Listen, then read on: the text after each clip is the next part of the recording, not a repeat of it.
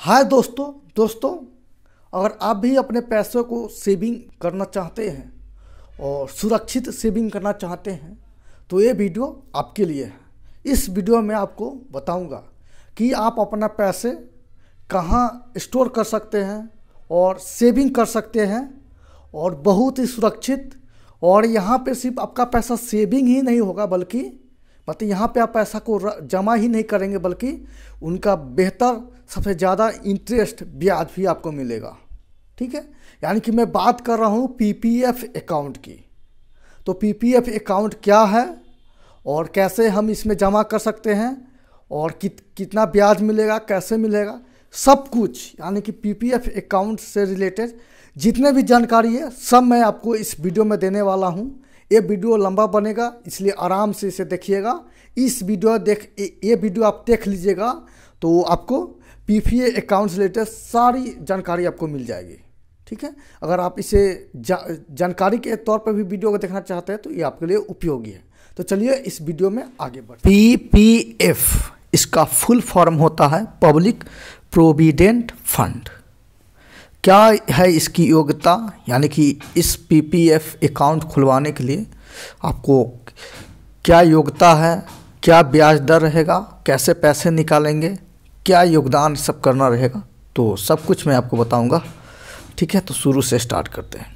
देखिए, पीपीएफ जो एक अकाउंट होता है जिसमें व्यक्ति पैसे जमा करते हैं, यानी कि लंबे समय के लिए इस अकाउंट में पैसे जमा करते हैं और ये भारत सरकार के द्वारा प्राप्त रहता है। यानी कि आप जो इसमें पैसे जमा करेंगे तो भारत सरकार के द्वारा भारत सरकार के यहाँ पैसा जमा होगा।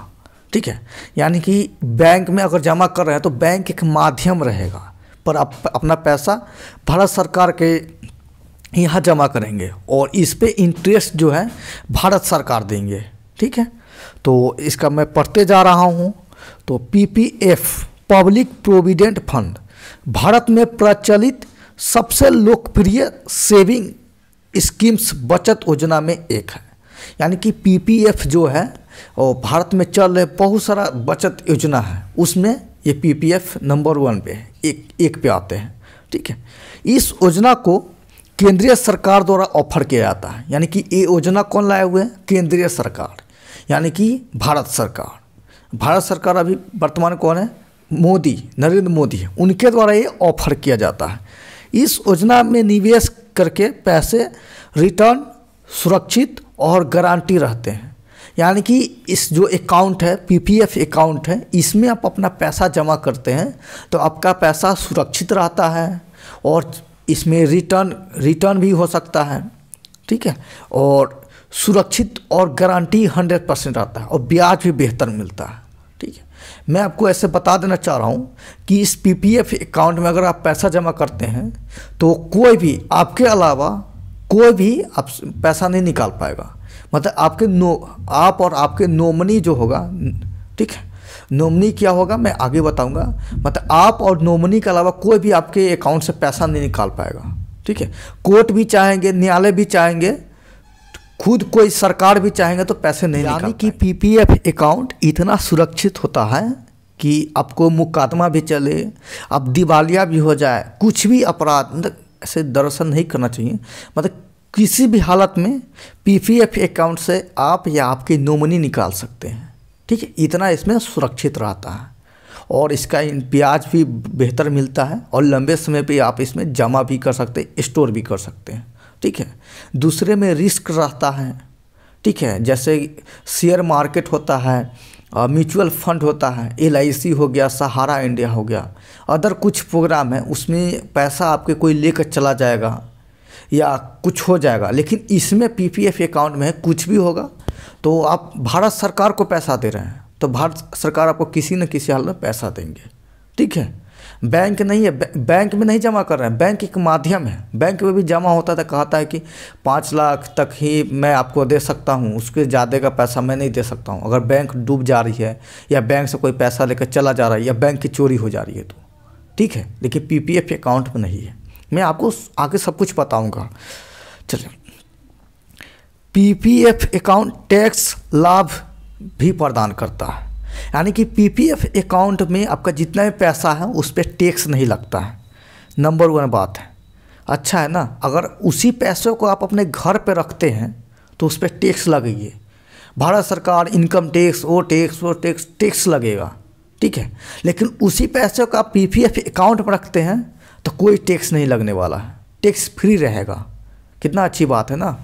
घर पे रखते हैं या कहीं किसी को देते हैं या अदर कहीं जगह पे रखते हैं तो उस पर टैक्स लगता है, ठीक है। लेकिन उसी पैसे को पीपीएफ अकाउंट पर रखते हैं तो टैक्स नहीं लगता है। कितना अच्छी बात है। आगे भी पढ़ते रहिए। क्योंकि यह छूट श्रेणी के अंतर्गत आते हैं, इसका मतलब यह है कि जिस वर्ष में पीपीएफ में निवेश किया गया है वह व्यक्ति धारा 80 की तरह से टैक्स में छूट मिलेगी। अभी मैं जो बताया हूँ वही लिखा हुआ है। यानी कि जिस भी व्यक्ति का पीपीएफ अकाउंट में पैसे जमा हो रहते हैं वो धारा 80 के तहत से टैक्स फ्री रहते हैं, टैक्स नहीं जमा कर सकते हैं, ठीक है। टैक्स उस पर लगता ही नहीं है। आगे देखिए, साथ ही निवेश राशि के साथ साथ पीपीएफ डिपॉजिट पर अर्जित ब्याज पर भी कोई टैक्स नहीं लगता है। देखिए कितना अच्छा बात है। यानी कि आपके जो पैसे हैं उससे आप पीपीएफ अकाउंट में जमा कर रहे हैं तो उस पर भी पैसा, उस पर भी क्या बोलते हैं टैक्स नहीं लगेगा, ठीक है। और जो पैसा जमा किए हैं उस पर भी जो ब्याज आ रहा है उस पर भी आपको टैक्स नहीं लगेगा, ठीक है। यानी कि जमा कर रहे हैं, जो कमाई हो रहा है उस पर भी टैक्स नहीं लग रहा है। नहीं तो दरअसल ऐसे देखते हैं बिजनेस कर पूंजी लगाइए और लगाने पे भी टैक्स, और जो इनकम आएगा उस पर भी टैक्स, यानी कि सभी तरह से टैक्स रहता है। लेकिन पीपीएफ अकाउंट में आप टैक्स से वंचित रहेंगे सभी तरह से, ठीक है। आगे देखिए,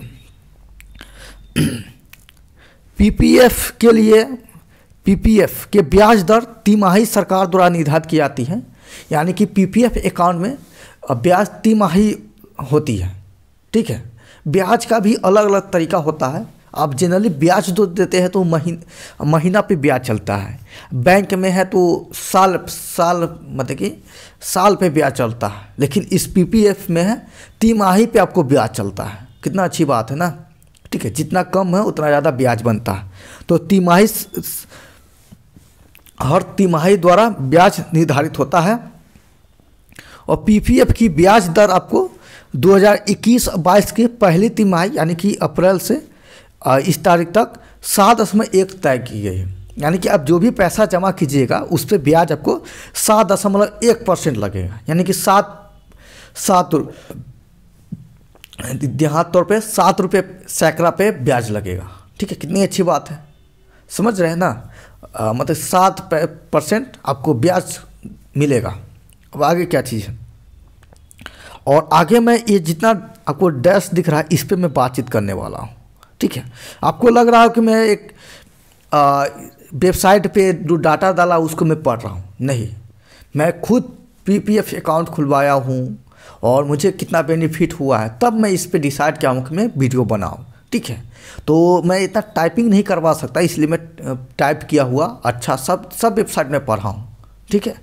तो ये अच्छा लगा है, इस पर थोड़ा जिस ढंग से लिखा हुआ है उसलिए मुझे अच्छा लगा। लिखा तो सब पे भी सही है, ठीक है। अब आगे देखिए, तो मैं इसमें बताऊंगा कि पीपीएफ की क्या विशेषता है, पीपीएफ की योग्यता की शर्तें क्या हैं, आवश्यक दस्तावेज क्या है, पीपीएफ अकाउंट कैसे खोल सकते हैं, बैलेंस चेक कैसे कर सकते हैं, पीपीएफ बैंक का कैसे पैसा निकाल सकते हैं यानी कि जमा कर सकते हैं, पीपीएफ के बदले आप लोन लेना चाहते हैं तो कैसे ले सकते हैं, उस लोन पर कितना % ब्याज पड़ेगा, ठीक है। पीपीएफ में नॉमिनेशन कैसे कर सकते हैं, नॉमिनेशन कैसे पैसा निकाल सकते हैं, ठीक है। पीपीएफ में ट्रांसफ़र कैसे कर सकते हैं, और एक पीपीएफ अकाउंट हो गया, पीपीएफ के अकाउंट बंद हो गया तो उसको कैसे पुनः खोलें, या पीपीएफ अकाउंट चल रहा है तो उसको कैसे बंद करें, ठीक है। और पीपीएफ की एक्सटेंशन कैसे होगा, यानी कि सब कुछ का जवाब मैं इसमें देने वाला हूँ, ठीक है।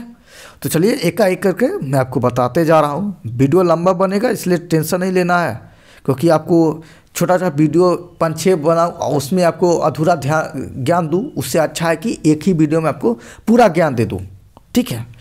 चलिए आगे मैं बताता हूँ पीपीएफ की विशेषता।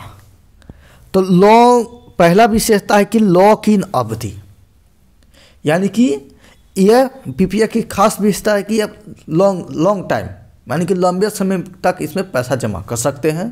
ठीक है, स्टोर रहेगा। ठीक है, मैं पढ़ता हूँ। पीपीएफ 15 साल की लॉक इन अवधि वाला एक लॉन्ग टर्म निवेश है। यानी कि पीपीएफ अकाउंट है, उसमें आपको 15 साल तक पैसे जमा करने पड़ेंगे। घबराइएगा नहीं, सब कुछ पहले जानकारी ले लीजिए तब डिसीजन लीजिएगा। ठीक है, तो पीपीएफ 15 साल की लॉक इन अवधि वाला एक लॉन्ग टर्म निवेश है, यानी कि 15 साल तक आपको जमा करना पड़ेगा। आगे क्या चीज़ है, इसका मतलब यह है कि पीपीएफ में खाते में जमा की गई राशि को मैच्योरिटी पर ही निकाला जा सकता है, जो कि 15 वर्ष है। यानी कि पीपीएफ अकाउंट में आप जो पैसा जमा करेंगे उसको 15 वर्ष के बाद ही, 15 वर्ष तक ही, मतलब 15 वर्ष पूरा होगा तब आप निकाल सकते हैं। इससे पहले भी निकाल सकते हैं, लेकिन कुछ नियम है वो भी मैं बताऊंगा। और देखिए, ये अवधि पूरे होने पर इसे 5 साल के लिए और आगे बढ़ाया जा सकता है। यानी कि आपको मन है कि नहीं, हमको 15 साल पैसा जमा कर लिए हैं और भी इच्छा है कि मुझे अच्छा लगा कि और 5 साल बढ़ाऊँ, तो आप 5 साल और आगे बढ़ा सकते हैं, फिर और 5 साल आगे बढ़ा सकते हैं। ठीक है, यानी कि आप जितना चाहें 5 साल बढ़ा सकते हैं। और समय से पहले विड्रॉल पैसा की अनुमति नहीं है, लेकिन इमरजेंसी में आप पैसा निकाल सकते हैं। कहे ना कि ये लॉन्ग टर्म पैसा निवेश करने वाला साधन है, लेकिन आपको समय से पहले ही पैसा की ज़रूरत है, तो इमरजेंसी कंडीशन में, मतलब इमरजेंसी आप बताइएगा तो आपको पैसा निकाल सकते हैं। ठीक है, चलिए अब आगे क्या चाहिए। मैं जो भी बता रहा हूँ सही बता रहा हूँ और मुझे उचित लग रहा है, सही लगा, इसलिए मैं बता रहा हूँ। ठीक है,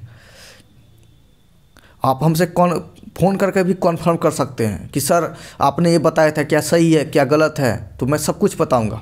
ठीक है, आप कहिएगा तो मैं आपको बैंक अधिकारी हैं उनसे भी आपको बातचीत करवा दूंगा। ठीक है, ताकि आपको एक्यूरेट नॉलेज मिले और आपको जानकारी मिले। ठीक है, चलिए पीपीएफ पर ब्याज। पीपीएफ बैलेंस पर ब्याज की कैलकुलेशन हर महीने की जाती है। यानी कि यह ब्याज राशि हर फाइनेंशियल वर्ष के अंत में पीपीएफ खाते में जमा की जाती है। सरकार द्वारा प्रत्येक तिमाही के लिए ब्याज दरों की घोषणा की जाती है। यानी कि इसका ब्याज दर है, हर एक तिमाही पर अलग अलग ब्याज, मतलब ब्याज डिसाइड किया जाता है, पर अभी तक वही ब्याज 7.1% ही चल रहा है। ठीक है, यानी कि इसमें नहीं कम हुआ है नहीं बढ़ा है, समझ रहे हैं ना। और क्या चीज़ है, हर महीने ब्याज राशि की कैलकुलेशन हर महीने की 5 तारीख के बाद होगी। महीने के आखिरी दिन तक कम पीपीएफ बैलेंस पर की जाती है। ठीक है, चलिए और आगे देते हैं। पीपीएफ में न्यूनतम और अधिकतम निवेश कितना कर सकते हैं। यानी कि ये पीपीएफ अकाउंट खुलवाइएगा तो आपको मन है कि नहीं, हमको सालाना यानी कि 1 वर्ष में 500 रुपये कम से कम जमा कर सकते हैं। मतलब साल भर में यानी कि 365 दिन में आपको 500 रुपये जमा करने कम से कम। इससे कम कीजिएगा तो बैंक बंद हो मतलब आपका अकाउंट बंद हो जाएगा। ठीक है, और मैक्सिमम आप 1.5 लाख तक कर सकते हैं, इससे ज़्यादा नहीं कर सकते हैं। ठीक है, तो पीपीएफ अकाउंट में या तो आप 500 रुपये जमा कर सकते हैं कम से कम, या ज़्यादातर 1.5 लाख रुपये कर सकते हैं। टैक्सेशन का बात करते हैं, मैं सब विशेषता बताते जा रहा हूँ, ये सब पीपीएफ अकाउंट की विशेषता है। पहली लॉक इन अवधि, यानी कि इसकी लॉन्ग अवधि, लंबे समय के लिए। ब्याज भी मैं बता दिया हूँ कि 7.1% मिलता है। ठीक है, और इसमें न्यूनतम आप 500 रुपये जमा कर सकते हैं और अधिकतम इसमें आप क्या 1.5 लाख तक जमा कर सकते हैं। टैक्सेशन है तो यह सभी प्रकार के टैक्स से आप लाभ भी प्रदान कर सकते हैं, मतलब ये आपको इसमें किसी प्रकार का टैक्स नहीं लगने वाला है। ठीक है, और पीपीएफ के बदले आप चाहते कि लोन, तो पीपीएफ के बदले लोन आपको पीपीएफ खाता धारक को अपने पीपीएफ बैलेंस के बदले लोन ले सकते हैं। खाता खोलने के तारीख से केवल 3रे वर्ष की शुरुआत और 6ठे वर्ष के अंत के बीच ही यह लोन लिया जाता है। मतलब आप लोन लेना चाहते हैं तो ऐसा नहीं कि पीपीएफ अकाउंट खुलवा दिए और लोन ले लिए, ऐसा नहीं होगा। आपको पीपीएफ अकाउंट खुलवाने के 3रे वर्ष की शुरुआत यानी कि 3 साल पूरा हो जाएगा तब आप लोन से ले सकते हैं, या 6ठे वर्ष के अंत में भी लोन ले सकते हैं। ठीक है, और ये अधिकतम लोन राशि पीपीएफ बैलेंस के 25% तक लिमिटेड है। तुम लोग राशि पीपीएफ बैलेंस का 25% लिमिटेड है दूसरे अंत में यह लोन लागू होने वाले वर्ष में। कह रहा है कि आप इसमें लोन उतना ही ले सकते हैं, यानी कि आप जितना भी पैसे जमा किए हैं उसका 25% तक लोन ले सकते हैं। समझ गए? जैसे मान लीजिए कि आप 100 रुपया जमा किए होंगे तो इसका 25 रुपया आप लीजिएगा। ठीक है, मतलब कि जितना भी पैसा जमा किए उसका 25% आप मतलब कि लोन ले सकते हैं। ठीक है, मैं आपको कैलकुलेट करके बता दूँ। जैसे मान लीजिए कि आपको 500 का मान लीजिए कि 500 का महीना जमा कर रहे हैं तो साल का कितना हुआ? 500 का 12 पंचे 60, यानी कि 6000 हो गए। और तीन साल में क्या हो जाएगा? 18,000 हो जाएगा। और 18,000 का 24% आपको लोन ले सकते हैं, तो इसका 24% क्या ऊपर जाओ, 18,000 का 24% मैं आपको निकाल देता हूँ कि आपको कितना ब्याज मिलेगा। अगर आप 500 का महीना 500 का महीना भर रहे हैं तो लोन कितना मिलेगा, यानी कि 1/4, 4 से भाग करते हैं तो 4 चुके 16, 4 पंचे 20, यानी कि 4500 आप लोन ले सकते हैं। ठीक है, बहुत कम है, तो कम तो पैसा भी है ना। ठीक है, 18,000 का 4500 आप लोन ले सकते हैं। आगे देखिए क्या चीज़ है। अब योग्यता क्या है, यानी कि इस खाता खुलवाना है तो इसका योग्यता क्या है, यानी कि कौन कौन व्यक्ति इस पीपीएफ अकाउंट को खुलवा सकते हैं। तो पहले है कि वो भारत का निवासी होना चाहिए, एनआरआई नहीं होना चाहिए। पीपीएफ खुलवाने के लिए आपको भारत का नागरिक होना जरूरी है, पाकिस्तान, चाइना, दूसरे कंट्री का नहीं होना चाहिए, यानी कि एनआरआई नहीं होना चाहिए। ठीक है, एनआरआई होने पर और आप इंडिया के नागरिक हैं, आप खाता खुलवा लिए पीपीएफ, लेकिन आप एनआरआई बन गए तो आपको खाता क्या हो जाएगा? आपको बंद करवाना होगा, क्योंकि ये मैच्योरिटी मतलब कि आपको अब खाता एनआरआई के लिए खाता नहीं खुलवा सकते इसके लिए। ठीक है, तो भारतीय नागरिक होना चाहिए। और इसे माता पिता या अभिभावक अपने बच्चों को भी पीपीएफ अकाउंट खुलवा सकते हैं, या ज्वाइंट का अकाउंट भी खुलवा सकते हैं, या कई ज्वाइंट अकाउंट और कई अकाउंट खोलने की अनुमति नहीं है। ठीक है, यानी कि वो सिंगल व्यक्ति है तो खुद अपना पीपीएफ अकाउंट खुलवा सकते हैं, यानी कि किसी का ज्वाइंट नहीं खुलवा सकते हैं। ठीक है, चलिए आगे देखिए।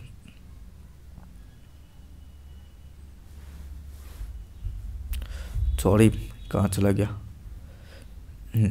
अब पीपीएफ अकाउंट खुलवाने के लिए दस्तावेज क्या क्या है? तो पीपीएफ अकाउंट खुलवाने के लिए सिंपल है, जैसे खाता खुलवाते ना उस टाइप से। देखिए मैं बताता हूँ, अगर आपको किसी भी बैंक में खाता है ना, ठीक है, यानी कि अकाउंट है, तो उसी अकाउंट से आपका पीपीएफ अकाउंट खुल जाएगा। ठीक है, जैसे मेरा एसबीआई अकाउंट में खाता था तो मैं उसी अकाउंट से पीपीएफ अकाउंट खुलवा लिया हूँ। बस मुझे क्या लगा था? पासबुक लगा था, आधार कार्ड लगा था, पैन कार्ड लगा था और एक फ़ोटो लगा था, पासपोर्ट साइज।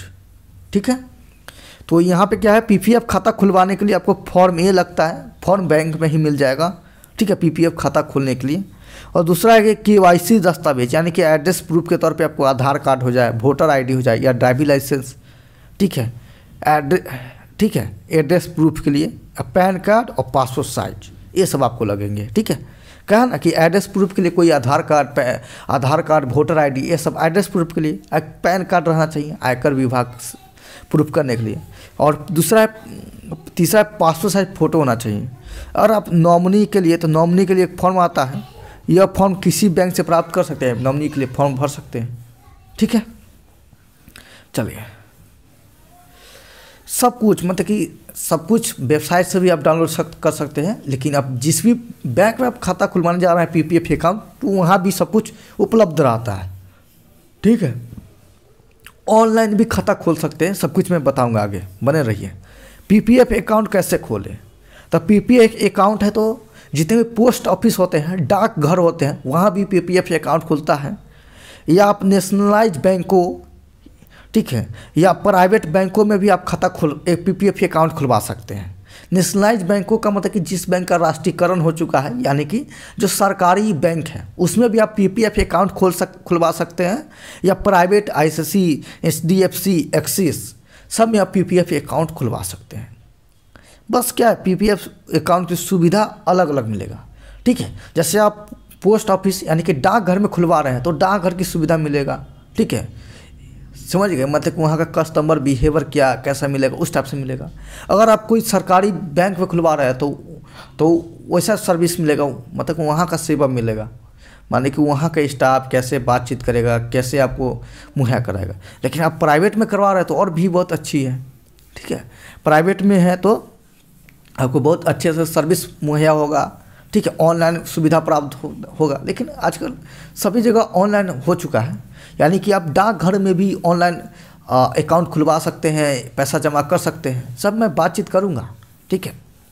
लेकिन आप पीपीएफ अकाउंट कैसे खोलें, तो बैंक के थ्रू करवा सकते हैं, प्राइवेट, सरकारी या पोस्ट ऑफिस के थ्रू, ठीक है। चलिए, इतना सारा बैंक है, देख लीजिए। इंडियन ओवरसीज है, एक्सिस बैंक है, स्टेट बैंक ऑफ इंडिया है। मैं पढ़ नहीं रहा हूँ, ठीक है, मैं पढ़ के सुना भी दे रहा हूँ। IDDI bank, ICICI bank, bank of Baroda, Punjab national bank, corporation bank, oriental bank of commerce, bank of India, state bank of Bikaner and Jaipur, state bank of Hyderabad, Allahabad bank, central bank of India, Canara bank, union bank of India, Indian bank, united bank of India, Dena bank, Vijaya bank, bank of Maharashtra, state of Patiala. ये जितने भी bank हैं, देखिए यहाँ पे खास क्या है, कह रहे कि बैंक केवल बिचौलिया है जो आपको पीपीएफ अकाउंट को खोलने में मदद करेगा, लेकिन आपका धन सरकार के पास जमा हो रहा है, न किसी विशेष बैंक के पास, ठीक है। यानी कि अब बैंक यहाँ पे सिर्फ बीच का क्या बोलते हैं, बिचौलिया है, यानी कि आपको सिर्फ सरकार के पास पैसा जमा कराने के लिए एक मुहैया प्रदान कर रहा है, माध्यम का प्रदान कर रहा है, ठीक है। लेकिन आपका पैसा दरअसल सरकार के पास जमा हो रहा है, ठीक है। और पीपीएफ अकाउंट कैसे खोले, ऑनलाइन कैसे खोले, ऑफलाइन कैसे खोले, ठीक है।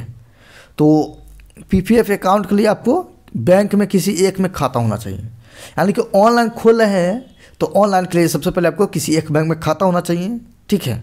और नेटवर्किंग सेवा का उपयोग कर सकते हैं, मतलब कि आप ऑनलाइन खोलिएगा तो आप पीपीएफ अकाउंट खोलने के लिए आप उनकी नेटवर्किंग सेवा का उपयोग कर सकते हैं, ठीक है। नेट बैंकिंग पोर्टल पे जाइएगा, जैसे SBI है, मैं नेट बैंकिंग भी चलाता हूँ, तो वहाँ पे ये सर्विस दिया हुआ है, यानी कि SBI में खाता है तो आप ऑनलाइन क्या अकाउंट खुलवा सकते हैं, यानी कि नेट बैंकिंग कर सकते हैं। फिर वहाँ पे पीपीएफ अकाउंट होता है, ठीक है, और उसमें सेल्फ अकाउंट या माइनर अकाउंट, फिर नॉमिनेशन के लिए जो भी डॉक्यूमेंट कहेगा, जो भी इन्फॉर्मेशन कहेगा, आप उसको भरते चले जाइएगा तो आपको क्या होगा, पीपीएफ अकाउंट खुलते चला जाएगा, ठीक है। इस टाइप से देखिए, वीडियो लंबा बन जाएगा इसलिए मैं इसको स्किप कर रहा हूँ, ठीक है। आप चाहते हैं कि मैं ऑनलाइन कैसे पीपीएफ अकाउंट खोल सकते हैं, ठीक है, तो आपको मैं उस पर अलग वीडियो बनाऊंगा, ठीक है। पीपीएफ में बैलेंस कैसे चेक कर सकते हैं, बैलेंस चेक करने के सिंपल है, आप या तो ऑनलाइन खुलवाए हुए हैं तो ऑनलाइन भी चेक कर सकते हैं, या आप खुद बैंक, जिस बैंक से पीपीएफ अकाउंट खुलवाए वहाँ पे जाकर पासबुक दिखाकर बैलेंस चेक कर सकते हैं। पीपीएफ अकाउंट के लिए अलग से पासबुक मिलता है, ठीक है, यानी कि उस पासबुक से आप बैलेंस चेक कर सकते हैं, कितना जमा करना है, कितना जमा हुआ है, सब कुछ चेक कर सकते हैं। ऑनलाइन भी चेक कर सकते हैं और बैंक में जाकर भी चेक कर सकते हैं। बहुत सारी अलग अलग सेवा उपलब्ध है, ठीक है। अब वो चेक करना है तो सबके लिए अलग अलग वीडियो में बना दूंगा, ठीक है। और अब मेन आता है पीपीएफ बैलेंस का विड्रॉल कैसे कर सकते हैं। तो विड्रॉल के लिए है कि यह तो हम तो जानते हैं कि 15 साल के लिए इसमें अनिवार्य है कि जमा करना ही है, लेकिन आपातकाल में मामले में आप पैसे विड्रॉल कर सकते हैं, यानी कि आपके खाते को 6 वर्ष पूरा हो जाएगा तो उसके बाद आप कोई कंडीशन में आप पैसे निकाल सकते हैं, ठीक है। यानी कि बैंक वाले को बताइएगा, यानी कि मुझे पैसे चाहिए तो आसानी से निकाल सकते हैं, ठीक है। मतलब एक आंशिक पैसे निकालने की अनुमति होती है, ठीक है। अब ऐसा नहीं कि पूरा जमा कर लिए, आपको 6 साल हुआ तो पूरा निकाला, ऐसा नहीं, कुछ पार्ट उसका आप निकाल सकते हैं, ठीक है। जैसे क्या क्या निकालना है, वित्तीय वर्ष का 50% पिछले वर्ष अंत में उपलब्ध है, यानी कि 50% तक पैसे निकाल सकते हैं, ठीक है। पैसे निकालने के लिए जमा करने का अलग फॉर्म आता है, ठीक है, यानी कि जितना जमा उसका 50% यानी कि आधा निकाल सकते हैं, ठीक है। अब देखिए पीपीएफ के बदले लोन तो मैंने बता दिया कि 25% मिलता है, देखिए कितना परसेंट में मिलेगा, ये भी देख लीजिए। पीपीएफ के बदले लोन की सुविधा अकाउंट 3 वर्ष से लेकर 6ठे वर्ष तक उपलब्ध है। यानी कि पीपीएफ के बदले आप लोन लेना चाहते तो पहले मैं बताया 3 वर्ष से 6ठा वर्ष तक, ठीक है।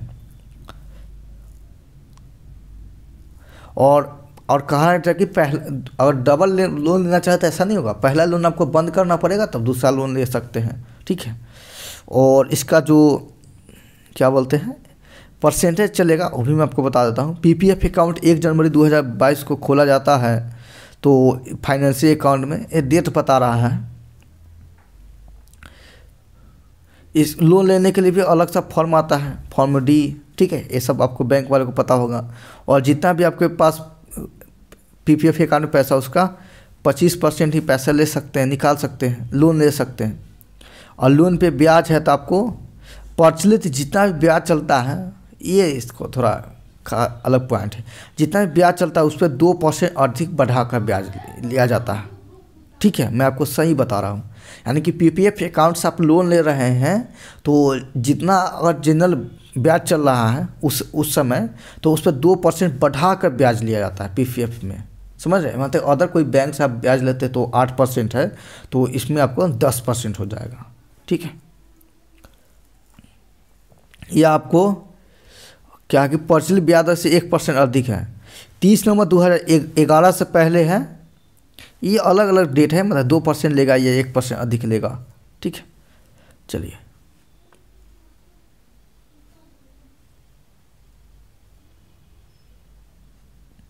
लेकिन इसका शर्तें ले लीजिए, पहले समझ लीजिए।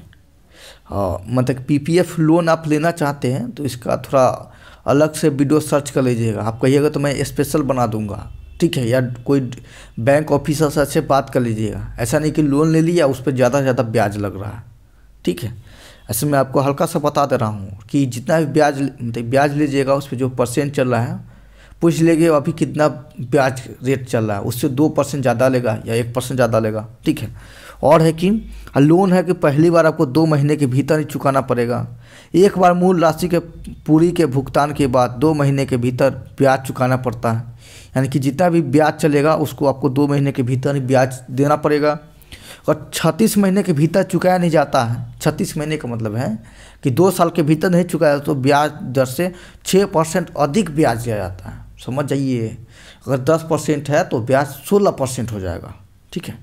पीपीएफ नॉमिनेशन के लिए सिंपल सा है कि नॉमिनेशन के लिए एक से अधिक व्यक्तियों को पक्ष में किया जा सकता है। यानी कि नॉमिनेशन में आप एक से अधिक व्यक्ति को नाम जोड़ सकते हैं, ठीक है।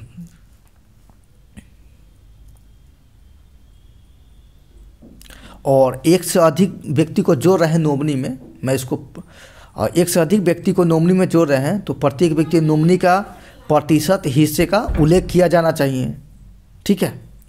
और पीपीएफ के लिए खाते के लिए नॉमिनेशन नहीं किया जा सकता। नाबालिग यानी कि जिसका 18 वर्ष से कम आयु है तो उसको पीपीएफ के लिए नॉमिनेशन नहीं किया जा सकता है। खाता धारक के माता पिता और पति, रिश्तेदार, बच्चे, दोस्त आदि को नॉमिनेट किया जा सकता है। पीपीएफ अकाउंट में नॉमिनी ऐड करने के लिए खाता धारक को फॉर्म ई जमा करना होगा, ठीक है। अकाउंट अवधि के दौरान किसी भी समय नॉमिनेशन किया जा सकता है। और नॉमिनेशन में परिवर्तन कैंसलर फॉर्म एफ के माध्यम से, ये कुछ है जो आपको नॉमिनी के बारे में है। पीपीएफ में ट्रांसफ़र का मतलब है कि आप मान लीजिए आप किसी भी बैंक में अगर पीपीएफ के अकाउंट खुलवाए हुए हैं लेकिन वहाँ पे आपको अच्छी सुविधा नहीं मिल रही है, सर्विस नहीं मिल रहा है। सर्विस का मतलब है कि आपको बैंक ऑफिसर को वहाँ पे कमी है, बैंक स्टाफ की कमी है, वहाँ पे ऑनलाइन के सिस्टम नहीं है, या हमेशा कुछ ना कुछ प्रॉब्लम है, तो आप चाहते हैं कि नहीं इस बैंक से मैं दूसरे बैंक में ट्रांसफ़र करूँ या पोस्ट ऑफिस में ट्रांसफ़र करूँ, तो वो आसानी से हो जाएगा। यानी कि पीपीएफ अकाउंट को बैंक से पोस्ट ऑफिस में या इसके विपरीत ट्रांसफ़र किया जा सकता है। इसे एक ही बैंक की विभिन्न शाखाओं के बीच ट्रांसफ़र किया जा सकता है, ठीक है। यानी कि आप चाहते हैं कि नहीं से अगर मान लीजिए कि आप शिवहर में रहते हैं तो शिवहर में पीपीएफ अकाउंट खुलवाए हुए हैं, आप चाहते हैं नहीं मैं अब दूसरे जगह मुंबई चले गए तो मुंबई में आप पीपीएफ अकाउंट खुलवाना चाहता तो यहीं का पीपीएफ अकाउंट वहाँ ट्रांसफ़र हो जाएगा आसानी से, ठीक है। अब आता है पीपीएफ बंद पीपीएफ अकाउंट को खोलना। यानी कि पीपीएफ अकाउंट जो था आप किसी कारणवश पीपीएफ अकाउंट में पैसा नहीं जमा कर पाए, क्या है ना कि जो भी राशि था उस से नहीं जमा कर पाए तो पीपीएफ अकाउंट बंद हो गया। तो आप चाहते हैं कि उस पीपीएफ अकाउंट को पुनः कैसे खोल पाए, तो इसके लिए सिंपल सा उपाय है कि आपको मान लीजिए 500 रुपये से न्यूनतम योगदान नहीं कर पाए हैं तो पीपीएफ अकाउंट निष्क्रिय हो जाता है। ठीक है, तो इसमें पीपीएफ को खोलना कैसे खोल सकते हैं, तो अकाउंट को पुनः एक्टिव करने के लिए आपको एप्लीकेशन डाकघर में या बैंक जमा में जमा करनी होगी।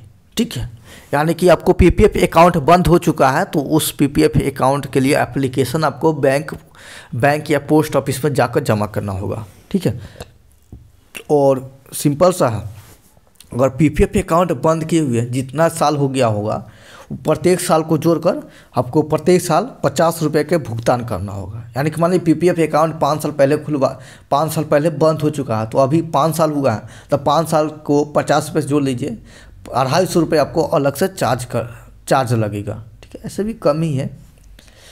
चलिए अब आगे देखिए, पीपीएफ अकाउंट को आप चाहते हैं कि बंद करना, तो पीपीएफ अकाउंट को खोलने से पहले 5 वर्ष से पहले बंद करने की अनुमति नहीं है। ठीक है, और पीपीएफ अकाउंट का खास है कि आपको इसको 5 वर्ष के अंतर में बंद नहीं कर सकते हैं। यानी कि पीपीएफ अकाउंट एक बार खुल गया तो उसको 5 वर्ष तक आपको चलाना पड़ेगा, इसके पहले आप बंद नहीं कर सकते हैं। इसके बाद केवल इसे विशिष्ट आधार पर बंद किया जा सकता है, जैसे कि खाताधारक, पत्नी, पति, आश्रित बच्चों या प्रभावित करने वाली खतरनाक बीमारियां, इन आधारों पर क्लेम की गई मेडिकल दस्तावेजों की आवश्यकता होती है। सिंपल सा बंद भी हो जाएगा। ठीक है, यानी कि आप मतलब कि ऐसे लिखा हुआ है, लेकिन अब क्या बोलते हैं बैंक अधिकारी से बात करेंगे तो पीपीएफ अकाउंट को बंद करवाने के भी पूरा आपको नियम कानून सब बताएंगे और आसानी से बंद भी हो जाता है। ठीक है, लेकिन लोग ऐसा अभी तक कोई सिचुएशन नहीं है कि कोई बंद करना चाहता है। ठीक है, फिर आगे देखते हैं पीपीएफ अकाउंट की अवधि बढ़ाना। सिंपल सा, जैसे 15 वर्ष तक जमा कर दिए, अब चाहते हैं कि और आगे बढ़ाए तो सिंपल सा 5 वर्ष और ब्लॉक के साथ बढ़ा सकते हैं। ठीक है, इस टाइप से पीपीएफ का एक्सटेंशन कर सकते हैं। अनिश्चित काल तक, मैंने 5 साल के ब्लॉक में अनिश्चित काल तक बढ़ा सकते हैं। इसके लिए ग्राहक को फॉर्म H जमा करके योगदान प्राप्त करना होता है। ठीक है,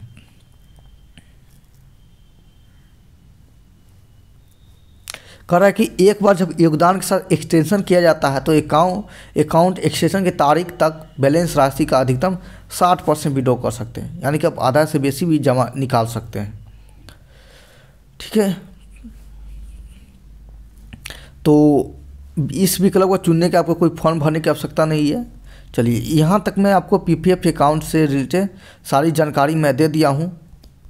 ठीक है, तो दोस्तों इस वीडियो को शेयर कीजिएगा, कैसा लगा कमेंट करके बताइएगा, और आपको पीपीएफ अकाउंट में कोई प्रॉब्लम हो रहा है तो मेरा डिस्क्रिप्शन में व्हाट्सएप नंबर आता है, डायरेक्ट आप मुझसे मैसेज करके बात कर सकते हैं।